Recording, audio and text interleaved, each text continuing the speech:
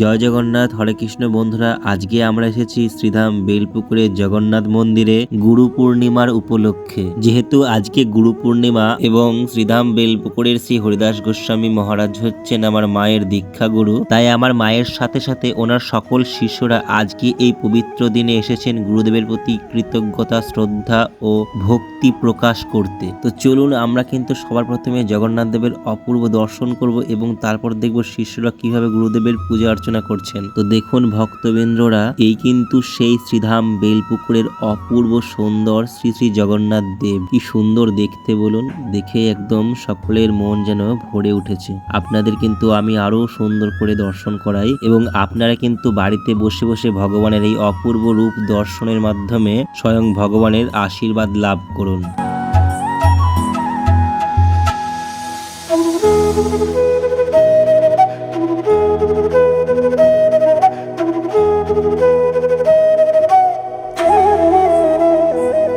এবার কিন্তু আমরা দেখতে পাচ্ছি কিভাবে শিষ্যরা কিন্তু একে একে গুরুদেবের আরতি করছেন এবং গুরুদেবের প্রতি নিজের ভক্তি অর্পণ করছেন, আর গুরুদেবকে মিষ্টি খাইয়ে কত সুন্দর করে কিন্তু আরতি করছেন। তো একে একে কিন্তু সকল ভক্তরা এইভাবে কিন্তু গুরুদেবের আরতি করবেন এবং গুরুদেবের আশীর্বাদ গ্রহণ করবেন। তাই আমরা কিন্তু গুরুদেবের একবার জয়ধ্বনি করব। জয় শ্রী হরিদাস গোস্বামী মহারাজের জয়, জয় শ্রী জগন্নাথের জয়, জয় শ্রী বেলপুকুর ধামের জয়। এবং আরতি শেষের পর কিন্তু গুরুদেবের আশীর্বাদ গ্রহণ করছে এবং গুরুদেবের আশীর্বাদ তো জানোই সবার শ্রেষ্ঠ, কারণ গুরু কৃপা না হলে কিন্তু কৃষ্ণ কৃপা, ভগবত কৃপা, ভগবানের আশীর্বাদ কিন্তু লাভ হয় না। গুরু যদি নারাজ হয় তাহলে কিন্তু স্বয়ং পরমেশ্বর ভগবানও তোমার থেকে মুখ ফিরিয়ে নেবে। দেখো বন্ধুরা, আমার মাও কিন্তু কত সুন্দর করে এবার গুরুদেবকে প্রণাম করছেন এবং গুরুদেবের আশীর্বাদ গ্রহণ করছেন। এইবার কিন্তু মা গুরুদেবকে ফুল অর্পণ করবেন এবং গুরুদেবের চরণ থেকে আশীর্বাদ নেবেন এবং একে একে কিন্তু গুরুদেবকে সমস্ত কিছু দিয়ে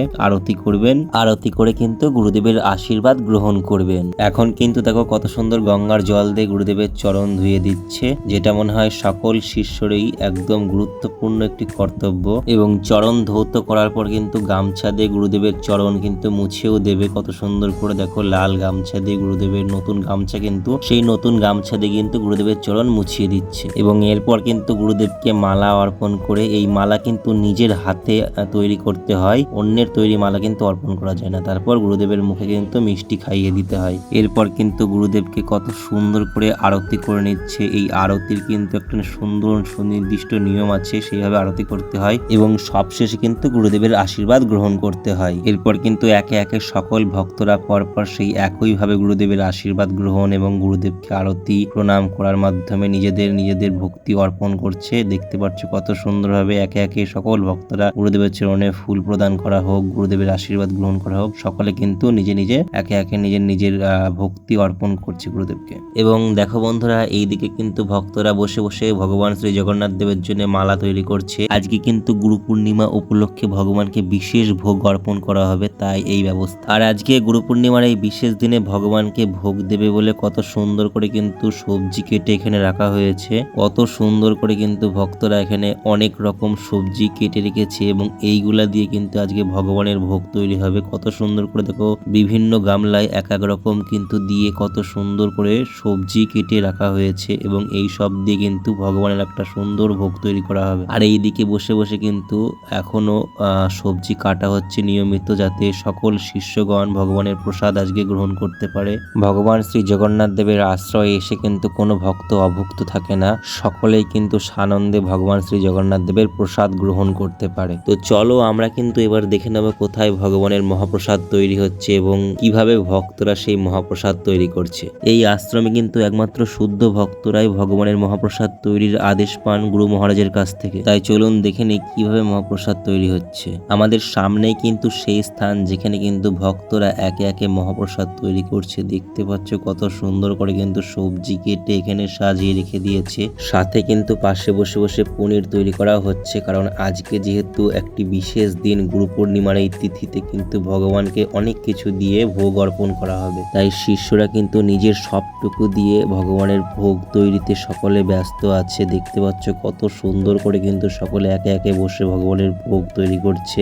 একদিকে কিন্তু মাটির উনুনে কত সুন্দর করে রান্না হচ্ছে ভগবানের ভোগ, এবং সেই ভোগের পাশাপাশি কিন্তু এক পাশে আমরা দেখতে পাচ্ছি এখানে কিন্তু গ্যাসেও ভগবানের ভোগ রান্না হচ্ছে। ছোট এবং বড় দুই উনুনেই কিন্তু ভগবানের ভোগ তৈরির ব্যবস্থা আছে, এবং শিষ্যরা কিন্তু সকলে ভক্তি ভরে সেই ভোগ তৈরি করছে যাতে ভগবানের সেবায় সেই ভোগ লাগে এবং তারা সেই মহাপ্রসাদ গ্রহণ করে ধন্য হতে পারে। সকল শিষ্যরা কিন্তু নিজেরা হাতে হাত মিলিয়ে ভগবানের ভোগ তৈরিতে ব্যস্ত। আপনারাও কিন্তু বাড়িতে বসে বসে ভগবানের এই অপূর্ব ভোগ রান্না এবং ভগবানের দর্শনের মাধ্যমে ভগবানের আশীর্বাদ লাভ করতে পারেন শুধুমাত্র জয় জগন্নাথ বলার মাধ্যমে। তাই সকলে কিন্তু ভগবানের এই মন্দির দর্শন করুন আর কমেন্টে লিখুন জয় শ্রী জগন্নাথ দেবের জয়। মন্দির দর্শন এবং ভগবানের মহাপ্রসাদ গ্রহণের পর আমি কিন্তু এসেছি গঙ্গা স্নান করতে। দেখতে পাচ্ছি আমার পেছন দিয়ে কিন্তু কত সুন্দর মা গঙ্গা স্রোত বয়ে যাচ্ছে।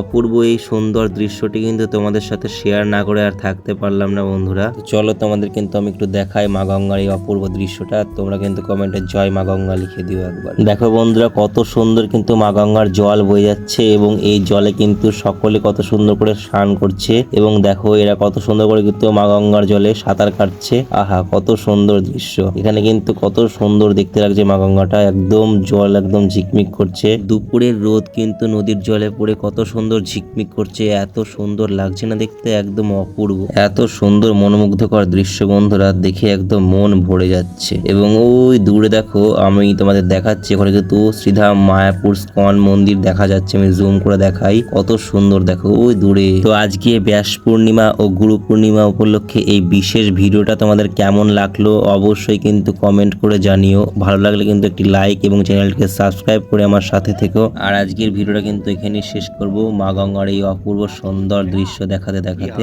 দেখা হবে অন্য কোনো ভিডিওতে। হরে কৃষ্ণ বন্ধুরা।